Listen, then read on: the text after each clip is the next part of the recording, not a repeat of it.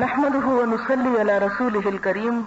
اما بعد فاعوذ بالله من الشيطان الرجيم بسم الله الرحمن الرحیم.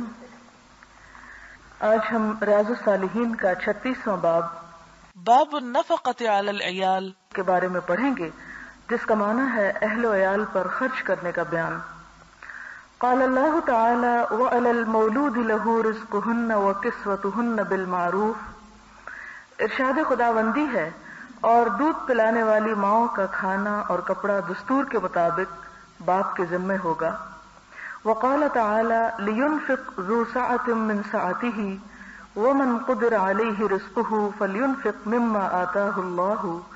لا یکلف اللہ نفسا الا ما آتاها. اسی طرح اللہ تعالی نے فرمایا صاحب وسعت کو اپنی وسعت کے مطابق خرچ کرنا چاہیے، اور جس کے رزق میں تنگی ہو وہ جتنا خدا نے اس کو دیا ہے اس کے مطابق خرچ کرے. خدا کسی کو تکلیف نہیں دیتا مگر اسی کے مطابق جو اس کو دیا ہے. وقال تعالی وما انفقتم من شیء فهو يخلفه. اور تم جو چیز خرچ کرو گے وہ تمہیں اس کا عوض دے گا. اس کے بارے میں پہلی حدیث ہے وعن ابی ہریرہ رضی اللہ عنہ قال قال رسول اللہ صلی اللہ علیہ وسلم دینار انفقته فی سبیل اللہ ودینار انفقته فی رقبۃ ودینار تصدقت به علی مسکین ودینار انفقته علی اہلک اعظمها اجرا الذی انفقته علی اہلک رواہ مسلم. حضرت ابو ہریرہ رضی اللہ تعالی عنہ بیان کرتے ہیں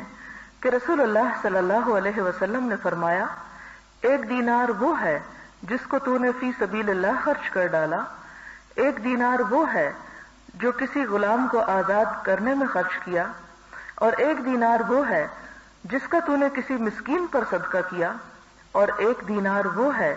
جس کو تو نے اپنے اہل و عیال کی ضرورتوں میں خرچ کیا. ان میں سب سے زیادہ اجر و ثواب والا دینار وہ ہے جس کو تو نے اپنے اہل و عیال پر صرف کیا. پچھلی مرتبہ جیسا کہ آپ جانتے ہیں کہ ہم نے عورتوں کے فرائض اور ذمہ داریوں کے بارے میں پڑھا تھا. آج کا یہ باب مردوں کے فرائض اور ذمہ داریوں کے بارے میں ہے، اور جیسا کہ آپ جانتے ہیں کہ مرد کے ذمہ اپنے گھر والوں کا کھانا پینا، کپڑا، تعلیم، لباس اور ان کی دیگر تمام ضروریات کو پورا کرنا ہے. اس کے لیے امام نووی نے اپنی کتاب میں پہلے تو دلیل کے طور پر یہ 3 آیات بیان کی ہیں، جن میں سے ایک کا تعلق سورۃ البقرہ سے ہے، دوسری کا تعلق سورۃ الطلاق سے ہے، اور تیسری کا تعلق سورۃ السبا سے ہے. ہم دیکھتے ہیں کہ عورت جب دودھ پلانے کے زمانے میں ہو اور بچے کو پالنے کا خاص طور پر اس کے اوپر ذمہ داری عائد ہوتی ہو، تو ایسی صورت میں یہ آیت جہاں پر بیان ہوئی ہے اس کا کانٹیکسٹ کچھ اس طرح ہے کہ اگر شوہر اپنی بیوی کو طلاق بھی دے دے تو بھی اس کے ذمہ ہے کہ اس بچے کی پرورش کے لیے بیوی کو خرچ دے جس کو وہ عورت پال رہی ہے، اگرچہ اب اس عورت سے اس کا کوئی تعلق نہیں رہا. لہذا اس میں رزقهن وکسوتهن شامل ہے. رزق میں صرف کھانا نہیں آتا بلکہ انسان کی وہ تمام ضروریات آ جاتی ہیں کہ جو اس کے جسمانی ضروریات کے لیے ہوں، لیکن خاص طور پر عموماً رزق کا ذکر جو ہے وہ کھانے پینے کے لیے کیا جاتا ہے. اور خصوصاً یہاں پر آپ دیکھتے ہیں کہ جب عورت دودھ پلا رہی ہو تو اس کی غذائی ضروریات عام دنوں کی ضروریات کے مقابلے میں زیادہ ہو جاتی ہیں.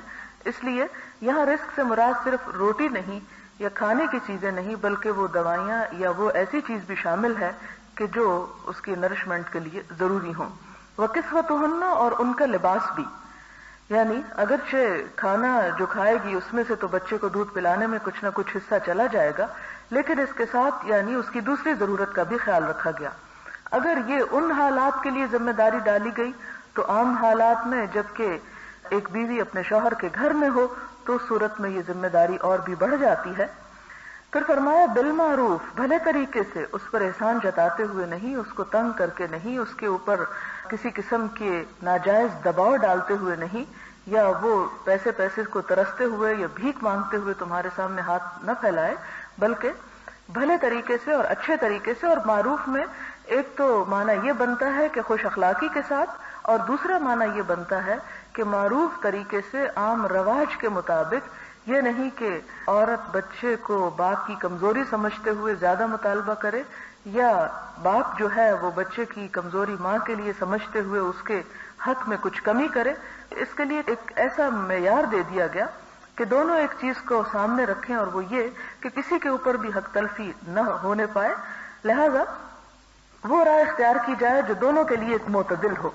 پھر دوسری آیت میں اللہ تعالیٰ مزید فرماتے ہیں کہ شوہر اپنی بیوی پر کتنا خرچ کرے، اس کو کیا دے، تو اس کے لیے ایک معیار دیا گیا، لِيُنْفِقْ ذُو سَعَةٍ مِّن سَعَتِهِ، کہ وسعت والا اپنی وسعت کے مطابق خرچ کرے، وَمَنْ قُدِرَ عَلَيْهِ رِزْقُهُ، اور جس کا رزق تنگ کیا گیا ہو یعنی اس کے پاس تھوڑا ہو، فَلْيُنْفِقْ مِمَّا آتَاهُ اللَّهُ، تو اسی میں سے خرچ کرے جو اللہ نے اس کو دے رکھا ہے، یعنی اس کے اوپر ذمہ داری اتنی ہی ہوگی۔ گویا کہ یہاں پر کوئی فگر مقرر نہیں کیا گیا کہ 500 دے گا یا 5000 دے گا یا 5 لاکھ دے گا، جتنی شوہر کی حیثیت ہوگی اسی کے مطابق اس کو دینا ہوگا۔ پھر اسی طرح نیچے اس کو مزید وضاحت کرتے ہوئے فرمایا کہ لا یکلف اللہ نفسا الا ما آتاها، اللہ تعالیٰ کسی کے اوپر اس کی وسعت سے زیادہ بوجھ نہیں ڈالتا، ہر ایک سے اتنا ہی سوال کرے گا جتنا کہ اس کو نعمت کا حصہ دیا گیا۔ پھر اس پر مزید توجہ دلانے کے لیے اور اس پہ مزید شوق دلانے کے لیے یہ فرمایا کہ وما انفقتم من شیء، کوئی بھی چیز جو تم خرچ کرو گے، یہ صرف نان نفقے کے بارے میں آیت نہیں ہے بلکہ عام روزمرہ زندگی کے بارے میں بھی ہے۔ جو بھی چیز تم خرچ کرو گے، جو بھی تم اللہ کی راہ میں نکالو گے، فَهُوَ يُخْلِفُهُ، وہ اس کے پیچھے اور لے آئے گا۔ یخلفو کا لفظ جو ہے یہ خلف سے نکلا ہے، خلف کہتے ہیں پیچھے، یعنی تم آگے نکالتے جاؤ، اللہ تعالیٰ اس کے عوض تمہیں اور دیتا چلا جائے گا، اور نہ صرف یہ کہ وہ دنیا میں اس کا معاوضہ عطا کرے گا، اس کا اجر دے گا، تمہارے مال و دولت میں برکت دے گا، بلکہ اس کے ساتھ ساتھ اس کا اجر بھی تمہارے لیے جمع کرے گا۔ تو گویا مال خرچ کرنے کا دوہرا ثواب یہاں پر بتایا جا رہا ہے، اور اسی کے بارے میں ایک حدیث بھی ملتی ہے کہ جس میں حضور صلی اللہ علیہ وسلم نے قسم کھا کے فرمایا کہ مال صدقہ کرنے سے کبھی کم نہیں ہوتا، اگرچہ انسان کو محسوس ہوتا ہے کہ وہ 10 تھے اور 5 رہ گئے، لیکن وہ 5 نہیں رہتے، وہ دوبارہ پھر 10 ہو جاتے ہیں یا اس سے بھی بڑھ جاتے ہیں، تو یہ آنے اور جانے کا سلسلہ چلتا رہتا ہے، انسان کی قسمت میں جو لکھا ہے وہ اسے ملتا ہے، لیکن اللہ تعالیٰ انسانوں کو انسان کے ذریعے اس لیے دلوانا چاہتا ہے کہ اس میں انسان دنیا میں بھی اطمینان اور سکون حاصل کرے، کیونکہ جتنا دے کر انسان کو سکون قلب ملتا ہے اتنا لے کر نہیں، اور دوسرا یہ ہے کہ اس کے عوض اس کو جنت عطا کرے، جیسا کہ سورۃ التوبہ میں آپ پڑھ چکے ہیں کہ اللہ تعالیٰ نے مومنوں سے ان کی جان اور مال جنت کے بدلے خرید لیے ہیں، لے لیے ہیں۔ پھر اس میں آپ دیکھیں کہ یہ پہلی حدیث جو ہے یہ مسلم کی روایت ہے، صحیح حدیث ہے، اور بہت خوبصورت انداز میں گھر والوں کی ضروریات پورا کرنے پہ اکسایا گیا کہ وہ دینار جو اللہ کے راستے میں دیتے ہو، یعنی جہاد میں، تبلیغ میں، دین کی تعلیم میں، وہ بھی بہت اچھا ہے، اور وہ جو کسی غلام کو آزاد کرنے کے لیے وہ بھی بڑا اچھا ہے، کسی مسکین فقیر کو دیتے ہو وہ بھی اچھا ہے، لیکن ان سب میں بہترین اجر اور ثواب کے لحاظ سے وہ ہے جو تم اپنے گھر والوں پہ خرچ کرتے ہو۔ اب آپ دیکھیں کہ عموماً ہمارے ہاں بعض لوگوں کے اندر یہ ٹرینڈ پایا جاتا ہے کہ گھر والے ترستے رہیں، ضرورت مند رہیں، لیکن ان کی ضروریات کو پس پش ڈال کر دوسرے رفاہی کاموں میں زیادہ خرچ کرنے کو زیادہ باعث ثواب قرار دیا جاتا ہے، حالانکہ پہلا کام جو ہے وہ اپنے گھر والوں سے ابتدا کرنی چاہیے، جیسا کہ حضور صلی اللہ علیہ وسلم نے ایک اور جگہ پر فرمایا کہ وَابْدَأْ بِمَنْ تَعُولُ، ابتدا اس سے کرو جس کی تم عیالداری یعنی تم پر ذمہ ہے یا جس کی تم کفالت کرتے ہو، کیونکہ وہ فرض ہے۔ اب دیکھیں کہ نفل کی ادائیگی کا بھی انسان کو بہت اجر اور ثواب ملتا ہے، لیکن اگر انسان کے ذمے کوئی فرض رہتا ہو تو پہلا سوال جو ہے وہ فرض کے بارے میں ہوگا۔ اسی طرح اہل و عیال پہ خرچ کرنا جو ہے وہ فرض ہے، فی سبیل اللہ مسکین کو، مسافر کو یا دوسری جگہوں پر دینا نفل ہے۔ اگر نفل کی بجائے پہلے فرض کو پورا کیا جائے تو اس پر دگنا ثواب ہوتا ہے، ایک تو فرض کی ادائیگی کا اور دوسرا مال کو نکالنے کا، اور اس کو بھی صدقہ قرار دیا گیا، کیونکہ یہاں پر لفظ استعمال ہوتا ہے تصدقتا، جو تم نے صدقہ کیا، یہاں سے آپ دیکھ سکتے ہیں کہ اسلام میں صدقہ کا مفہوم بہت وسیع ہے. ہمارے ہاں عموماً صدقہ اس مال کو کہا جاتا ہے جو کالے بکرے کی شکل میں ہو یا کسی خاص غریب کے نام پہ نکالا گیا ہو. حالانکہ انسان اپنی جیب سے جو کچھ بھی دیتا ہے اللہ تعالیٰ اس کے حق میں وہ صدقہ شمار کرتے ہیں. ہاں یہ الگ بات ہے کہ جو آپ نے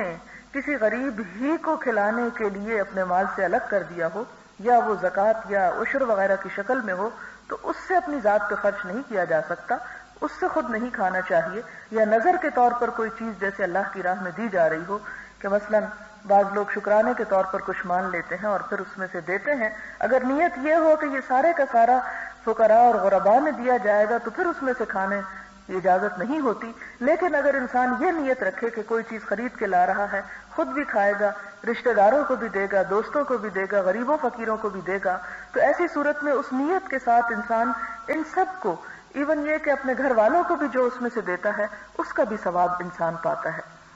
اگلی حدیث ہے وعن ابی عبد اللہ ویقال ابی عبد الرحمن ثوبان بن بجدد مولى رسول اللہ صلی اللہ علیہ وسلم قال قال رسول اللہ صلی اللہ علیہ وسلم افضل دینار ينفقه الرجل دینار ينفقه على عیاله ودینار ينفقه على دابته في سبيل الله ودینار ينفقه على اصحابه في سبيل الله رواہ مسلم. حضرت ابو عبداللہ، بعض نے ان کی کنیت ابو عبد الرحمن کہی، ثوبان بن بجدد رسول اللہ صلی اللہ علیہ وسلم کے غلام روایت کرتے ہیں. یہاں ایک بات آپ یہ بھی دیکھ لیں کہ غلاموں کو کتنا بڑا مقام اور مرتبہ ملا کہ جن کا علمی دنیا میں بھی عمل دخل تھا. کہتے ہیں کہ نبی صلی اللہ علیہ وسلم سے کہ آپ نے فرمایا کہ افضل دینار وہ ہے جس کو انسان اپنے اہل و عیال پر خرچ کرے، اور وہ دینار بھی جس کو اللہ کے راستے میں اپنی سواری میں خرچ کرے، اور وہ دینار بھی جسے اللہ کے راستے میں اپنے ساتھیوں اور دوستوں پر انسان خرچ کرے. یہ خرچ کرنا جو ہے یہ افضل ترین خرچ کرنے میں شامل ہوتا ہے. یہاں پر آپ دیکھیں کہ پہلی بات تو جیسے میں نے آپ سے کہی کہ یہ غلام ہیں آپ صلی اللہ علیہ وسلم کے غلاموں میں سے، اور آپ سے حدیث بھی روایت کرتے ہیں. اس سے کیا بات ہمیں پتہ چلتی ہے کہ اسلام نے علم حاصل کرنے کا حق سب کو دیا ہے. اگر کوئی آپ کا نوکر بھی ہے یا آپ کی خدمت میں ہے یا معاشرے کا کوئی کسی بھی مظلوم طبقے سے تعلق رکھتا ہے تو اس کا بھی حق ہے کہ وہ انسان ہونے کے ناطے اس علم سے استفادہ کرے جو اللہ تعالیٰ نے وحی کے ذریعے حضور اکرم صلی اللہ علیہ وسلم کو دیا اور پھر ان سے ہم تک پہنچا، تاکہ وہ اپنی دنیا میں اپنی روحانی ضروریات کو پورا کر سکے اور آخرت میں فلاح اور کامیابی کو بھی حاصل کر سکے. اسی لیے ہم دیکھتے ہیں کہ ابن عمر، حضرت عبداللہ بن عمر جو تھے حضرت عمر کے بیٹے، ان کے غلام تھے نافل. آپ نے بہت سی احادیث پڑھی ہوں گی. سلسلے کو سلسلۃ الذہب کہا جاتا ہے، سونے کی لڑی کہا جاتا ہے، کہ جو حدیث اس طریقے سے پہنچے وہ بہترین روایت ہے. اور اس میں دو کے درمیان آپ دیکھتے ہیں کہ ایک غلام ہے، یعنی عبداللہ بن عمر ان کا غلام، اور پھر اس غلام سے آگے امام مالک لیتے ہیں. امام مالک جنہیں امام دار الہجرہ کہا جاتا ہے، دار الہجرہ سے مراد مدینہ منورہ، کہ مدینہ منورہ میں ان کی شان سے بڑا کوئی عالم ہو کر نہیں گزرا، یعنی حضور صلی اللہ علیہ وسلم کے بعد ظاہر ہے obviously. لیکن آپ دیکھیں کہ علم کی اس بلند ترین مسند تک پہنچنے کے لیے انہوں نے صرف آزاد لوگوں سے نہیں، غلام سے بھی علم حاصل کیا. اور پھر اس کے بعد ہم دیکھتے ہیں کہ کس طرح یہ لوگ خدمت کے ساتھ ساتھ حضور صلی اللہ علیہ وسلم کی تعلیمات پر بھی کان دھرنے والے تھے اور پھر اس کو آگے بھی پہنچانے والے، تاکہ وہ علم ان کے لیے صدقہ جاریہ ہو. وہ یہ بتاتے ہیں، اور یہ حدیث بھی آپ دیکھیں کہ مسلم کی ہے، کوئی ضعیف روایت نہیں ہے، صحیح حدیث ہے. اس میں اہل و عیال پر خرچ کرنے کے ساتھ دو اور کام بھی بتائے گئے، اور اس میں فی سبیل اللہ سواری کے اوپر. فی سبیل اللہ سواری سے مراد پہلے درجے پہ تو جیسے کہ آپ جانتے ہیں کہ جہاد کا جو ایک اعلیٰ مقام ہے قتال، اس کے لیے خرچ کرنا. لیکن ہر وہ کام جسے انسان اپنے گھر سے کرنے کے لیے جب نکلے تو اس کام میں اللہ کی رضا کے سوا اور کوئی نیت نہ ہو، اس میں خواہ علم حاصل کرنا ہو، خواہ کسی بیمار کی عیادت کرنا ہو، خواہ کسی مسکین اور مظلوم کی مدد کرنا ہو، خواہ کسی بھی خیر کے کام میں جو کہ اللہ کی خاطر ہو۔ فی سبیل اللہ جو ہے ایک بہت جامع اور وسیع مفہوم رکھتا ہے اپنے اندر کہ وہ اللہ ہی کے لیے انسان کر رہا ہے، اس میں انسان نہ کسی سے جزا چاہتا ہے، نہ کسی سے شکریہ کا خواہش مند ہے، اور اس پر وہ جو کچھ بھی خرچ کرتا ہے، یعنی اپنی گاڑی کا پٹرول اس میں ڈالتا ہے یا کوئی ٹیکسی لیتا ہے یا کسی بھی طرح سے وہ خرچ کرتا ہے، تو اس کا یہ خرچ کرنا جو ہے یہ رائیگاں نہیں جاتا، ضائع نہیں جاتا، بلکہ وہ بھی صدقہ شمار ہوتا ہے۔ اور پھر وہ مال بھی جو اللہ کے رستے کے ساتھیوں پر خرچ کیا جائے، جیسے کسی ایک نیک کام میں جتنے بھی لوگ شریک ہیں ان سب کی ضروریات کا خیال رکھتے ہوئے، خواہ وہ اپنے گھروں میں کھاتے پیتے ہوں، ان کو ضروریات کسی غریب اور فقیر کی طرح کی نہ ہوں، لیکن اگر انسان اپنی خوش دلی کے ساتھ ان کے اوپر بھی کوئی مال لگاتا ہے تو وہ مال بھی صدقہ شمار ہوتا ہے اور اللہ کے نزدیک بہت بہترین صدقات میں شمار ہوتا ہے۔ اصل میں یہ فرما کر صدقے کے مفہوم کو وسعت دی گئی۔ عموماً جب ہمارے ذہن میں صدقہ یا خیرات کا تصور آتا ہے تو صرف غریب اور فقیر ہی آتے ہیں، اور ہمیں یوں محسوس ہوتا ہے کہ جیسے کسی اور کام میں خرچ کرنے کا وہ اجر اور ثواب نہیں ہے جتنا صرف کسی مظلوم اور بیمار یا تکلیف دہ انسان کی مدد کرنا ہے، جبکہ وہ حصہ اپنی جگہ ہے، لیکن اس کے علاوہ بھی معاشرے کے اندر باہم تعلقات کو خوشگوار بنانے کے لیے، آپس میں محبت کے لیے اور مسلمانوں کے اندر یکسوئی، اتحاد اور یگانگت پیدا کرنے کے لیے کہ ان سب کی منزل ایک ہے، وہ سب ایک دوسرے پر خرچ کرنے والے اور اپنے مال میں دوسروں کو شریک کرنے والے ہیں، جو کہ کسی منزل کو اور مقصد کو پانے کے لیے ایک بہترین ذریعہ ثابت ہوتے ہیں۔ اسی لیے آپ دیکھیں کہ وہ حدیث جس میں حضور صلی اللہ علیہ وسلم فرماتے ہیں کہ قیامت کے دن جب انسان کے لیے کوئی اور سایہ نہ ہوگا سوائے عرش کے سائے کے، تو اللہ تعالیٰ اس دن پکار کر فرمائیں گے این المتحابون فیّ، کہاں ہے میری خاطر باہم محبت کرنے والے؟ الیوم اظلہم یوم لا ظل الا ظلی، آج میں انہیں اپنے سائے تلے جگہ دوں جبکہ میرے سائے کے سوا کوئی سایہ نہیں۔ اور پھر ایک اور حدیث میں اس کی مزید وضاحت یہ آتی ہے المتزاورین فیّ، میری خاطر ایک دوسرے کی ملاقات کرنے والے، زیارت کرنے والے، المتبادلین فیّ، میری خاطر ایک دوسرے پہ مال خرچ کرنے والے، یعنی بعض اوقات انسان اس لیے دوسرے کو دیتا ہے کہ وہ اس کا رشتہ دار ہے، اس لیے دیتا ہے کہ اس کی ذمہ داری ہے اس کو دینا، اس لیے دیتا ہے کہ کسی کو اجر دیتا ہے اس کی مزدوری کا،